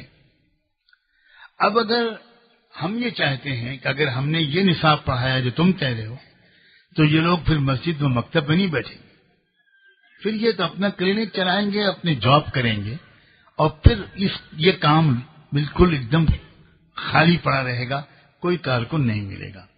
اس لیے ہم نے فی الحال یہ طے کیا ہوا ہے کہ ہم اور کچھ نہیں پڑھائیں گے، تاکہ اگر وہ اللہ کی رضا کی نیت سے نہ صحیح مجبوراً اپنی پیٹ چلانے اور دال روٹی کھانے ہی کے لیے ان کو مسجد اور مدرسہ ہی سنبھالنا پڑے، کہیں اور ان کی کوئی کام ہی نہ ملے، اس لیے ہم نے یہ سسٹم طے کیا۔ اس کا مطلب یہ ہوا کہ ہمارے اکابر کے ذہن میں یہ سارے مضامین کا پڑھانا بھی تھا اور مدرسے کے اندر پڑھانا تھا۔ میں پورے دعوے کے ساتھ کہہ سکتا ہوں، میں نے 20-30 سال اس موضوع پر مطالعہ کیا ہے، گفتگویں کی ہیں اکابر سے جنہوں نے ان بزرگوں کو دیکھا تھا، ان سے باتیں کی ہیں۔ اس کے بعد میں پورے اطمینان کے ساتھ کہہ رہا ہوں کہ ان بزرگوں کے نزدیک ان مضامین کا پڑھانا بھی ضروری تھا، مناسب تھا، اور وہ ایسے علماء بھی تیار کرنا چاہتے تھے جو ان مضامین کو پڑھے ہوئے بھی ہوں، لیکن ایک دور تھا جس کی وجہ سے انہوں نے مناسب نہیں سمجھا۔ بہرحال اب اللہ کا شکر ہے کہ ہم جس دور میں ہیں اس دور میں ایک طرف علماء بھی ان مضامین کی اہمیت کو بہت زیادہ پہلے بزرگوں کی طرح محسوس کرنے لگے ہیں، اور ایسے نوجوان علماء تیار کرنے کی کوشش بھی کی جا رہی ہے جو عالم دین، پختہ عالم دین بننے کے ساتھ ساتھ وہ یہ مضامین بھی پڑھے ہوئے ہوں، کیونکہ سخت ضرورت ہے ہم کو، یقین مانیے سخت ضرورت ہے۔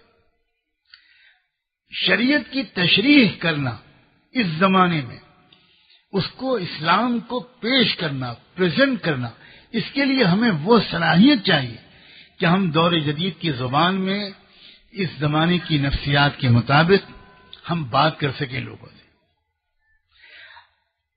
یہ جب تک اس وقت تک نہیں ہو سکتا جب تک کہ کم سے کم انگریزی زبان پر ہمارے علماء کی کمانڈ میں ہمارے یہ جو کام ہے جو ڈاکٹر صاحب نے یہاں پر شروع کیا ہے کہ علماء اور حفاظ وہ آ کر بالکل فری آف چارج کمپیوٹر کی تعلیم لیں، انگلش کی تعلیم لیں۔ میں واقعی اپیل کرتا ہوں، گزارش کرتا ہوں کہ وہ علماء جو دین کی خدمت کی نیت سے، خالص دین کی خدمت کی نیت سے کام کرنا چاہیں، اپنے خدمت کے دائرے کو ذرا وسیع کرنا چاہیں، وہ ضرور اس ادارے کے اندر اس شعبے سے فائدہ اٹھائیں۔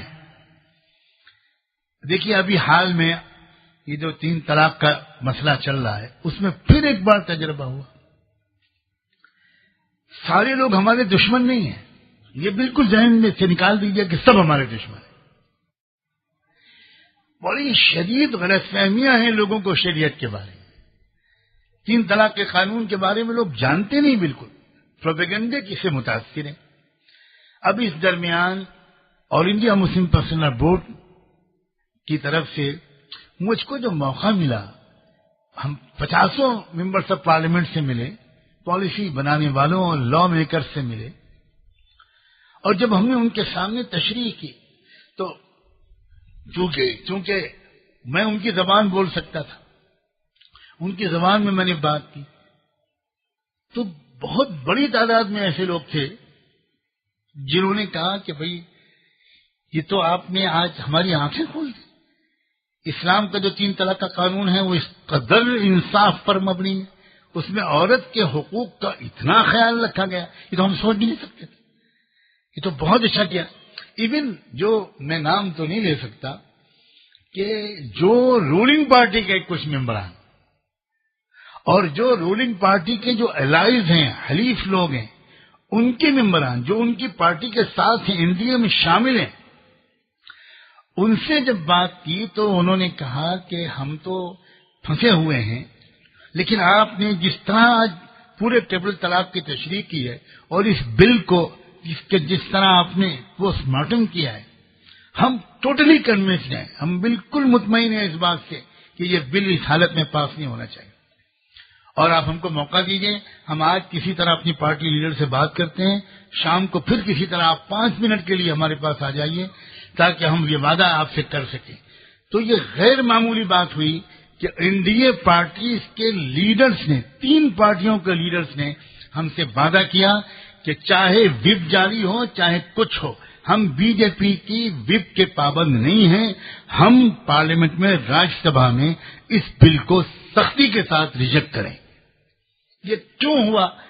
یہ اس لیے ہوا کہ ان سے بات کرنے والے لوگ ان کی زبان میں بات کر رہے تھے، ہماری انگلش میں گفتگو ہو رہی تھی، میں بار بار کانسٹیٹیوشن کا حوالہ دے رہا تھا، سپریم کورٹ کے ججمنٹ کے پیجز کھول کر ان کو دکھا رہا تھا کہ دیکھیے یہ کس قدر against the verdict of supreme court ہے، اگینسٹ دا ویمن رائٹس ہے، اگینسٹ دا کانسٹیٹیوشن ہے، شریعت کے خلاف ہے۔ یہ بات تو ہم ان سے کہتے ہی نہیں تھے، ہم تو خاص طور پر ان سے زور دیتے تھے کہ یہ بھارت کے دستور کے خلاف ہے، بھارت کے آئین کے خلاف۔ یہ دراصل سپریم کورٹ کا جو لیٹسٹ ججمنٹ ہے 22 اگست والا، یہ اس کے بھی خلاف ہے اور یہ عورت کے مفادات کے سخت خلاف ہے۔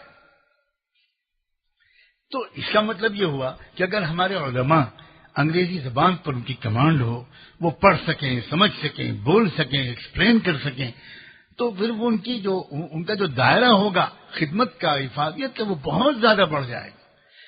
اور اگر ہم لوگ وہی زبان بولتے رہے، جو معاف کریں ہمارے علماء، ہمارے والد صاحب رحمۃ اللہ علیہ فرمایا کرتے تھے کہ تم مولوی لوگ، بلکہ کہتے تھے ہم مولوی لوگ، اور چونکہ وہ تو بہت سمپل لینگویج بولتے تھے اور ہم لوگ ندوے میں پڑھنے کی وجہ سے بہت شعر و شاعری کرتے تھے۔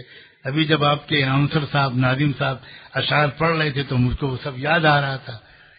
تو ہمارے والد صاحب کہتے تھے کہ تم لوگ جو زبان بولتے ہو اس میں صرف الف لام و تنوین لگانا یہ باقی ہوتا ہے، اگر الف لام و تنوین لگا دی جائے تو وہ عربی ہوتا ہے۔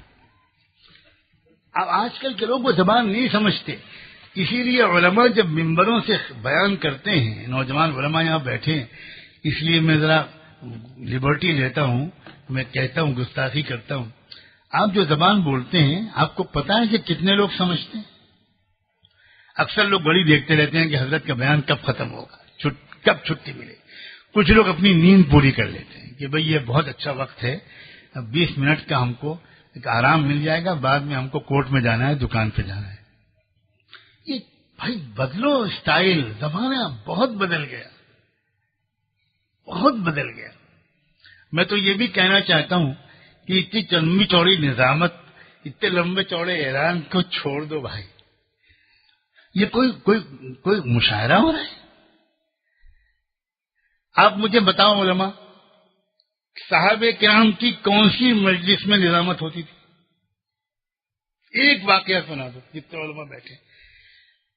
صحابہ بیٹھتے ہوں گے تو پھر بہت لمبے چوڑے القاب اور تعارف اور اشعار اور شاعری اور قرأت اور تلاوت، اور وہ بھی 7 قرأت اور یہ اور وہ، اور پھر اس کے بعد غالب کی غزل، یہ سب ہوتا تھا صحابہ۔ یہ کیا آ گیا بھائی ہمارے یہاں؟ یہ کہاں سے میری سمجھ میں نہیں آتا، یہ رواج آیا کہاں سے؟ صحابہ کسی مشورے کے لیے بیٹھے اور بہت تو زبردست قسم کے ابی بن کعب کی تلاوت کریں گے اور فلاں کی تلاوت کریں گے اور یہ فلاں، یہ حفظ کی پڑھیں گے یا عاصم کی پڑھیں گے اور یہ ہوگا اور ایک نعت بھی پڑھی جائے گی پہلے، پھر مشورہ ہوگا۔ مجھے ایک واقعہ صحابہ کی زندگی کا کوئی بتا دے۔ بہت عملی لوگ تھے وہ، ایک ایک سیکنڈ کی حفاظت کرتے تھے، ایک ایک سیکنڈ، کوئی بھی غیر ضروری بات نہیں، قطعاً نہیں۔ مجھے معلوم ہے کہ یہ باتیں ذرا بری لگیں، میں پہلے بھی ایک باتیں سن چکا ہوں اس قسم کی ایک گفتگو پر، مگر میں اپنی عادت سے باز کر لوں۔ کیوں ہوتا ہے یہ؟ کیوں؟ کیا ضروری ہے بھائی؟ وقت بچاؤ، وقت بچاؤ، کام کی بات کرو۔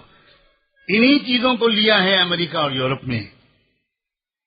میں ابھی ڈاکٹر صاحب سے بات کر رہا تھا، جو میرے لیے وہ تخت طاووس بچھوایا تھا نا، وہ قبر حضرت عاشیس کی قبر کے برابر وہ ہے، دیکھ لیں آپ، میں نے آتے ہی اس کو ہٹوایا۔ یہ کیا ہے بھائی؟ حضرت جی اس پر بیٹھیں گے، حضرت جی نہ ہوئے حضرت جبریل کے پوتے ہو گئے۔ یہ کیا ہے بھائی؟ یہ کون سا کلچر ہے؟ یہ سنت کے خلاف ہے، فطرت کے خلاف ہے، عقل کے خلاف ہے۔ سب کے ساتھ بیٹھنا چاہیے۔ یہ تو اتنے اونچے اسٹیج سے بھی مجھے ذرا سا وحشت ہوتی ہے، جس میں ہم لوگ اتنی اونچائی سے بیان کرتے ہیں کہ نیچے بیٹھنے والا مجمع یوں اوپر اٹھا کر دیکھتا ہے کہ کبھی کبھی اس کی ٹوپی بھی گر جاتی ہے، کیونکہ بال ذرا بڑے ہوتے ہیں۔ بالکل یہی چیزیں اپنائی ہیں۔ امریکن صدر بھی خطاب کرنے آتا ہے تو کچھ نہیں ہوتا، کچھ نہیں ہوتا، ایک سیدھا سیدھا آ کر وہ مائک پہ کھڑا ہو جاتا ہے اور لیڈیز اینڈ جینٹلمین ختم، بات شروع۔ یہ طریقہ ہے، میں سچ کہتا ہوں، یہ اقرب السنت طریقہ ہے۔ جب بیت المقدس فتح کرنے گئے تھے حضرت عمر تو وہاں پہلے مشاعرہ ہوا تھا۔ یہ مغل کلچر ہے بھائی، یہ نوابوں کا کلچر ہے، اس نے مار ڈالا ہم کو، جن کو کوئی کام ہی نہیں تھا سوائے مشاعروں کے اور مجروں کے۔ یہ ان حکام کا کلچر ہے۔ عرب حکام نے کبھی یہ سب نہیں کیا، کبھی کسی خلیفہ راشد نے، کبھی کہیں کسی دربار میں یہ سب نہیں ہوتا تھا۔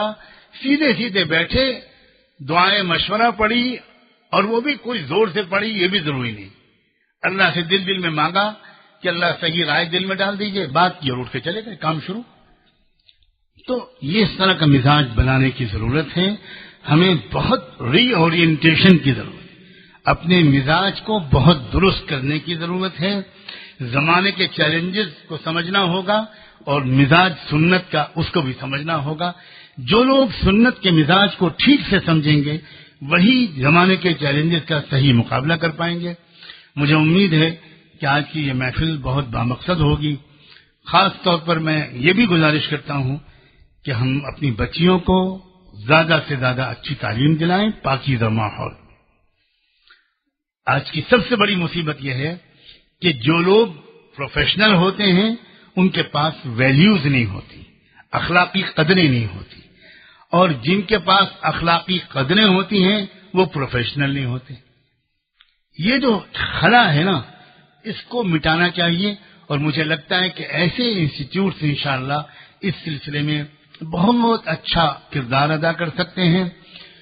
یوسف علیہ السلام نے اپنے بارے میں ایک ہی جملہ کہا تھا جب دنیا کی سب سے بڑی طاقت نے ایک بہت بڑے کرائسس کے حل کے لیے ان سے مدد مانگی۔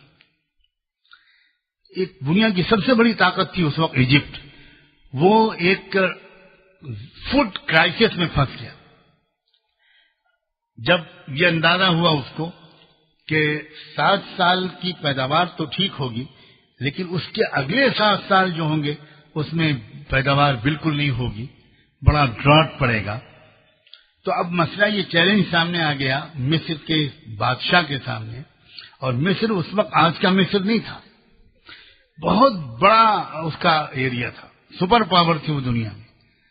تو اس کے ہیڈ آف اسٹیٹ کے سامنے ایک بہت بڑا یہ چیلنج آ گیا کہ کیسے ایسی اکنامک پالیسی بنائی جائے اور پیداوار کو کیسے اسٹور کیا جائے اور کیسے ڈسٹریبیوٹ کیا جائے عوام میں کہ 7 سال کا جو غلہ ہو، پیداوار ہو، اس کو 14 سال تک چلایا جائے۔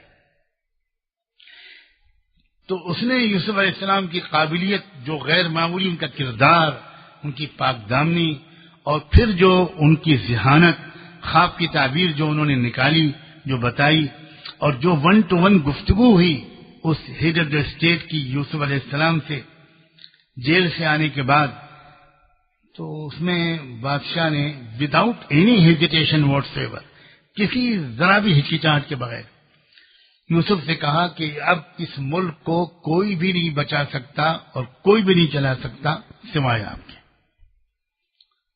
جو چند گھنٹے پہلے تک جیل میں تھا، 9 سال ہو چکے تھے جیل میں، اس سے چند گھنٹے کے بعد بادشاہ کہہ رہا ہے اب آپ اس ملک کا اقتدار سنبھالیے، آپ حقیقی طور پر اس ملک کو رول آپ کریں گے، سکے پر نام میرا چلے گا، ڈکٹیٹ آپ کریں گے، آپ چلاؤ اس ملک کو، اب کوئی نہیں ہے میرے پاس، میں اپنی پوری کیبنٹ کو، اپنی پوری بیوروکریٹس کو جانتا ہوں، وہ اتنے ایماندار لوگ نہیں ہیں۔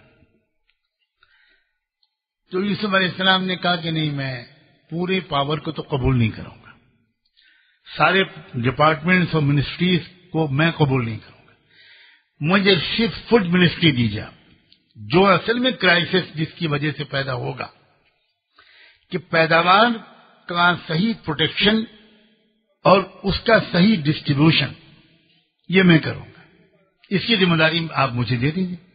باقی سب چیزیں آپ جس کو چاہیے دیجیے, آپ جیسے چاہیے چلائیے. یہ کام مجھے دے دیجیے جو سب سے مشکل کام تھا, جو ارجنٹ چیلنج تھا. چنانچہ کیوں دے دیجیے مجھے؟ انہوں نے کہا انی حفیظ علیم, اس لیے کہ میرے اندر دو خوبیاں ہیں, دو صفات ہیں میرے مالک کی توفیق سے. ایک تو یہ کہ میں امانت دار ہوں, ایک دانے میں خیانت نہ کروں گا نہ کسی کو کرنے دوں گا. اور علیم دوسری بات یہ ہے کہ میں اس کا ایکسپرٹ ہوں کہ ایگریکلچرل پروڈکٹ کو کیسے محفوظ رکھا جائے اور کیسے اس کو ڈسٹریبیوٹ کیا جائے. یاد رہے کہ یوسف علیہ السلام ایک ایگریکلچرل فیملی کو بلانگ کرتے تھے. ان کے باپ دادا فلسطین میں کھیتی کرتے تھے, بہت بڑی ان کی کھیتی تھی. تو ان کو خوب تجربہ تھا کہ غلے کو کیسے محفوظ رکھا جاتا ہے. تو انہوں نے کہا کہ دو چیزیں میرے پاس ہیں, آپ یہ ذمہ داری مجھے دے دیں. میں پروفیشنلی کوالیفائڈ بھی ہوں اور آنےسٹ اور ایماندار بھی ہوں. چنانچہ دنیا نے دیکھا, تسلیم کیا کہ انہوں نے ایک عجیب و غریب ایکشن پلان بنایا. دنیا کی تاریخ میں پہلی مرتبہ انہوں نے تمام غلے کو نیشنلائز کیا. گورنمنٹ نے اس کو کسانوں سے خریدا, سب کو, کہ آپ اس کو ڈائریکٹ مارکیٹ میں نہیں بیچ سکتے, ہم خریدیں گے اور مارکیٹ پرائس سے زیادہ آپ کو دیں گے. یہ پوری دنیا میں پہلی مرتبہ ہوا جہاں تک میرا مطالعہ ہے. دوسرے انہوں نے یہ طے کیا کہ اس کو ہم محفوظ کیسے کریں گے. وہ اس کو بہت سائنٹیفک میتھڈ نکالا انہوں نے کہ ہم دانوں کو بالیوں کے اندر سے نکالیں گے ہی نہیں, اتنے ہی دانوں کو نکالیں گے جتنی کہ اس سال ضرورت ہے. کتنی ضرورت ہے اس سال, اس کے لیے انہوں نے تمام گھروں کا سروے کروایا, ہر گھر کا. یہ جو ریشننگ سسٹم ہے, پبلک ڈسٹریبیوشن سسٹم, یہ سب سے پہلے دنیا کو یوسف علیہ السلام نے دیا تھا. ہر گھر کا سروے کروایا, گھر میں کتنے فیملی ممبرس ہیں, کتنے غلے کی ضرورت ہے پورے سال کے لیے, اتنا غلہ انہوں نے باقاعدہ ہر گھر میں پہنچوایا. ایک دانہ کم نہیں, ایک دانہ زیادہ نہیں. اور باقی غلے کو انہوں نے شاندار اسٹوریج سسٹم کے ذریعے اس کو محفوظ رکھا. یوسف علیہ السلام نے کبھی کسی اپنی قوم کو اسلام کی, ایمان کی, کلمے کی اوپنلی دعوت دی ہو, ایسا کہیں تاریخ میں نہیں ملتا. لیکن ہوا یہ کہ چند سال میں قوم نے اتنا انصاف, اتنی ہمدردی, اتنی ایمانداری, کسی ڈسکریمنیشن کے بغیر, تم کس مذہب کے ماننے والے ہو, تم کس کاسٹ کے ہو, تم کس قبیلے کے ہو, اس سے کوئی مطلب نہیں. تم شہری ہو, انسان ہو, کتنے غلے کی تم کو ضرورت ہے, وہ غلہ سرکار کی طرف سے تمہارے پاس پہنچایا جائے گا, نہ کم نہ زیادہ. کوئی رشوت نہیں, کوئی پریشر نہیں پولیٹیکل, کوئی اور کوئی سورس نہیں. یہ انصاف دیکھ کر, یہ بیہیویئر اور اخلاق دیکھ کر پوری کی پوری قوم اسلام میں داخل ہو گئی. ابھی جو ڈاکٹر صاحب کہہ رہے تھے نا, یہ اسی کو میں آپ کے سامنے رکھ رہا ہوں, اس کی مثال کہ بھئی ایک ایجوکیشن, ایک اخلاق. اور دیکھو ایجوکیشن میں اور لٹریسی میں بہت فرق ہوتا ہے. بہت سے لوگ جن کے پاس پی ایچ ڈی کی ڈگری بھی ہو, میں ان کو لٹریٹ تو مان سکتا ہوں, ایجوکیٹڈ نہیں مان سکتا. آپ بتاؤ ہمارے ملک میں جو بڑے بڑے گھپلے اور گھوٹالے ہوتے ہیں, یہ کون لوگ کرتے ہیں؟ یہ بے پڑھے لکھے لوگ کرتے ہیں. اندرا گاندھی انٹرنیشنل ایئرپورٹ دلی, اس میں جو اسکیم ہوا, اس کی رپورٹ آئی 85 لاکھ کروڑ. میں ایک یونیورسٹی میں بیان کر رہا تھا, میرے بغل میں جو صاحب بیٹھے تھے وہ میتھمیٹکس کے پروفیسر تھے. میں نے ان سے کہا کہ پروفیسر صاحب سے بھی کہتا ہوں اور سارے اسٹوڈنٹ سے بھی کہتا ہوں کہ 85 لاکھ کروڑ ذرا ڈیجٹس میں لکھو. امید ہے کہ ایک نہ ایک زیرو کم یا زیادہ ضرور ہوگا. لکھ ہی نہیں پاؤ گے. اتنا بڑا اسکیم ہوا. تو یہ جو اسکیم ہوا کیا یہ بے پڑھے لکھے چور نے کیا؟ بے پڑھے لکھے لوگ جو پہلے چوری کرتے تھے تو وہ میرا آپ کا پرس نکال لیتے تھے, 300-400 روپے کی چوری کرتے تھے. آج جو چوری ہو رہی ہے یہ تو ہائیلی کوالیفائڈ لوگ ہیں, وہ چوری کر رہے ہیں, پورے ملک کو لوٹ رہے ہیں.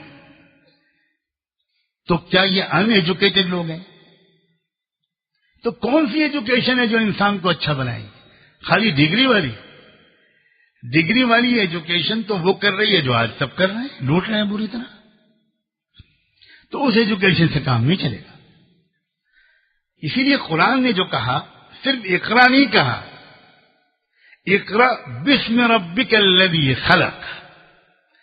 پڑھو مگر پڑھو اس رب کے نام سے جس نے پیدا کیا.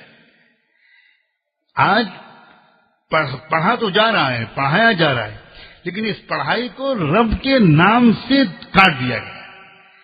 تو چنانچہ رب کے نام کے بغیر جو پڑھائی ہوتی ہے اس کے جو نقصانات ہیں وہ پوری دنیا اپنی آنکھوں سے دیکھ رہی ہے اور بھگت رہی ہے.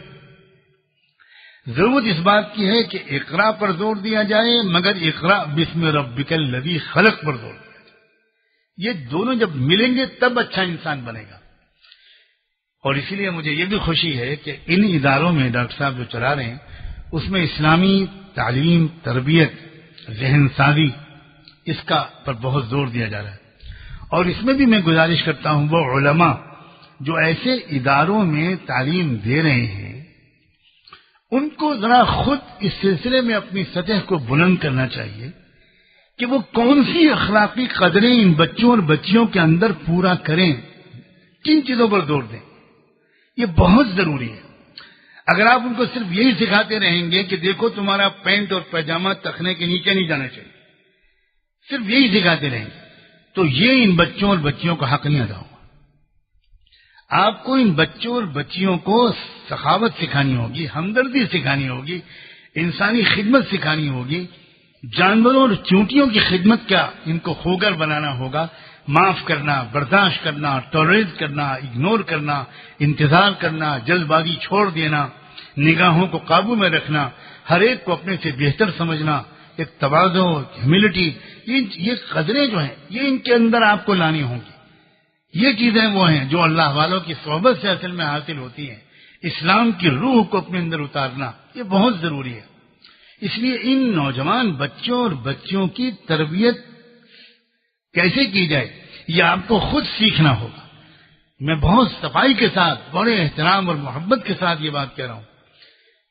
اور یہ بہت بڑا خلا ہوتا ہے. مجھے اکثر ایسے اداروں کے بچے اور بچیاں بتاتے ہیں کہ جو علماء ہماری تربیت کر رہے ہیں, جو ہم کو دینی تعلیم سکھا رہے ہیں, وہ بھی کتابی تعلیم اور مسائل اور احکام پر زور دے رہے ہیں. وہ اسلام کی روح ہم کو نہیں سمجھا پا رہے, اور یہ بہت بڑی کمی ہے. اگر آپ نے صرف مسائل اور احکام سکھائے اور ان کی منطق اور روح ان کو نہیں سمجھائی, اس زمانے میں لوگ ڈوز اینڈ ڈونٹ سے زیادہ متاثر نہیں ہو پاتے. یہ ایک زمانہ ہے, اس کا سوچنے کا طریقہ ہے. اسلام ان کو محبوب ہو جائے, وہ ڈر کے مارے اسلام پر عمل کریں, یہ بالکل کافی نہیں ہے. ان کو پسند ہو اسلام, ان کی عقلیں مطمئن ہو, ان کا دماغ مطمئن ہو, اور ان کو لگے کہ اسلام کی ہر ادا یہ دنیا کی بہترین تہذیب کی بنا ڈالتی ہے. یہ جو تربیت کا انداز ہے اس سے انشاءاللہ ایسے اداروں میں پڑھنے والے طلبہ و طالبات ایک طرف تو ان سبجیکٹ میں بھی ایکسیلنٹ تعلیم حاصل کریں گے, اور دوسری طرف وہ ایسے خوش اخلاق, ملنسار, کشادہ ذہن کے, بہت وسیع بڑے دل کے وہ بن کر نکلیں گے جن کی ہمارے ملک کو اور پوری دنیا کو اس وقت سخت ضرورت ہے. دل و جان سے دعا ہے کہ اللہ تعالیٰ ادارے کو اور اس قسم کے تمام اداروں ہر پہلو سے ترقی نصیب فرمائے. بہت ہی خلوص نیت کے ساتھ کام کرنے والے کریں, پڑھنے والے پڑھیں, اور یہ سب مستقبل کے اچھے اچھے شہری، اچھے پروفیشنل اور اچھے انسان بن کر نکلیں. جزاکم اللہ تعالی وآخر دعوانا ان الحمد للہ رب العالمین. بھائی دعا کر لیں. اللهم صل على سيدنا محمد وعلى آل سيدنا محمد وبارك وسلم. ربنا ظلمنا أنفسنا وإن لم تغفر لنا وترحمنا لنكونن من الخاسرين. اللهم اغفر للمسلمين والمسلمات والمؤمنين والمؤمنات الأحياء منهم والأموات. اللہ ہم آپ کے بندے اور آپ کی بندیاں آپ کے حضور میں حاضر ہیں. ظاہر میں تو ہم آپ کے بندے ہیں، حقیقت میں اللہ ہم نہایت گندے ہیں. ہمیں معاف فرما دیجیے، ہمیں معاف فرما دیجیے. اپنی ذمہ داریوں کا احساس نصیب فرما، اسلام کی صحیح سمجھ نصیب فرما. اللہ ہم کو اور ہماری نئی نسلوں کو اللہ اسلام کی سمجھ عطا فرما، اور اللہ دین کی، انسانیت کی، اپنی کمیونٹی کی اللہ مخلصانہ خدمت کی توفیق عطا فرما. اور آپ کے جو بندے اور بندیاں ہمارے ملک میں یا روئے زمین میں کہیں بھی اللہ اچھے کام کر رہے ہیں، مخلصانہ خدمت کر رہے ہیں، اللہ ان کے ہاتھوں کو مضبوط فرما، ان کی کوششوں کو اللہ قبول بھی فرما، کامیاب بھی فرما. اچھی ٹیم کارکنوں کی عطا فرما، دن دونی رات چوگنی ہر پہلو سے ترقی نصیب فرما، نظر بد سے حفاظت فرما. علاقے کے تمام لوگوں کو اللہ ان خدمات کی قدر کی توفیق عطا فرما. اللہ ہمارا ہر اسکول، ہر کالج قیمتی ہے، ہر مسجد، ہر مکتب، ہر مدرسہ قیمتی ہے، ہر انسان قیمتی ہے، ہر نوجوان لڑکا اور لڑکی قیمتی ہے، ہر بچہ قیمتی ہے. اللہ ہمیں سب کی قدر کرتے ہوئے، سب کی محبت کا چراغ اپنے دل میں روشن کرتے ہوئے بہت مثبت اور پازیٹو انداز سے اللہ ہمیں خدمت کے لیے قبول فرما. اللہ ہمیں بڑا دل نصیب فرما، دور تک دیکھنے والی نظر نصیب فرما، بلند حوصلہ نصیب فرما، خلوص للہیت نصیب فرما، تقوی نصیب فرما، تقوی نصیب فرما، تقوی نصیب فرما، پاک دامنی نصیب فرما، بصیرت اور فراست نصیب فرما. اللہ استقامت نصیب فرما. زندگی کی آخری سانس تک اللہ نیک اعمال کرنے کی اور انسانیت کی اور معاشرے کی خدمت کی توفیق عطا فرما. اور اللہ جب وقت آخر آئے، اللہ ایمان کامل پر آسان موت دے کر ہمیں اپنے پاس بلا لیجیے گا، اور بغیر حساب و کتاب کے مغفرت کا پروانہ دے کر ہمیں جنت میں بھیج دیجیے گا. اللہ آپ کی قسم کھا کے کہتے ہیں، حساب زندگی کا تو دور کی بات ہے، ہم 1 گھنٹے کا بھی حساب نہ دے پائیں گے. محض معاف کر دیجیے گا، عیبوں کو چھپا لیجیے گا، عیبوں کو چھپا لیجیے گا، گناہوں کو چھپا لیجیے گا، معاف فرما دیجیے گا. اللہ ہماری بچیوں پر دشمنوں کی بڑی نظر ہے. اللہ ہماری بچیوں کی عصمت کی حفاظت فرما. اللہ ان کو اپنی عزت کی حفاظت کا سلیقہ سکھا دیجیے. اللہ ہمارے تمام نوجوانوں کو حسن اور حسین کی جوانی نصیب فرما، ان کے اخلاق اور کردار نصیب فرما. اللہ ہماری بچیوں کو فاطمہ اور سمیہ کا کردار نصیب فرما. اللہ عائشہ کی پاک دامی نصیب فرما، عائشہ کی وفا نصیب فرما، خدیجہ کی وفا اور تعاون اور ہمت اور حوصلہ افزائی اور سخاوت جیسے اوصاف عطا فرما. اللہ ایک بار پھر ماضی کی وہ بہار واپس لے آ. اللہ ہم اپنے ملک کی ترقی چاہتے ہیں. ہر طرح کے آتنکواد، ہر طرح کے ٹیررزم، ہر طرح کی دہشت گردی سے ہمارے ملک کو اور پوری دنیا کو محفوظ فرما، پاک صاف فرما. اپنا ہمارے ملک میں امن و انصاف اور شانتی کا ماحول بنا، بھائی چارے کا ماحول بنا. اللہ بھائی چارے کا ماحول بنا، امن کا ماحول بنا، انصاف کے نظام کو قائم کروا دیجیے. اللہ ہم نے جو مانگا ہے وہ بھی عطا فرما، جو نہیں مانگ سکے مانگنا چاہیے تھا اللہ وہ بھی عطا فرما. ایک آخری درخواست اور ہے، ہم سب خطا کاروں کی طرف سے رحمت دو عالم صلی اللہ علیہ وآلہ وسلم کی خدمت اقدس میں ہم سب کے نام لے کر اللہ درود و سلام بھجوا دیجیے ان پر اور ان کی اہل پر، ان پر اور ان کے اہل بیت پر، ان پر اور ان کے صحابہ اور صحابیات پر، ازواج مطہرات پر، ذریت طیبہ پر، اور ان کے نقش قدم پر چلنے والے تمام صحابہ اور صحابیات اور تمام اولیاء اللہ اور صالحین پر اور انہی کے راستے پر جینے اور مرنے کی ہم سب کو توفیق عطا فرما.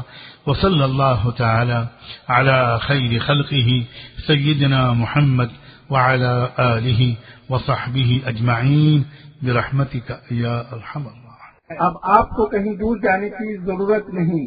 اب آپ اپنے موبائل میں اپنی پسندیدہ تلاوت، مکمل قرآن پاک، نعتیں، ہم اور نظمیں، اسلامی و قدرتی مناظر یہاں سے ڈاؤن لوڈ کروائیں. فیضان فاروق بھائی سائیکل والے، تھادہ میاں کی مسجد کے نیچے، دریا پور. فون نمبر ہے 98 243 71 654.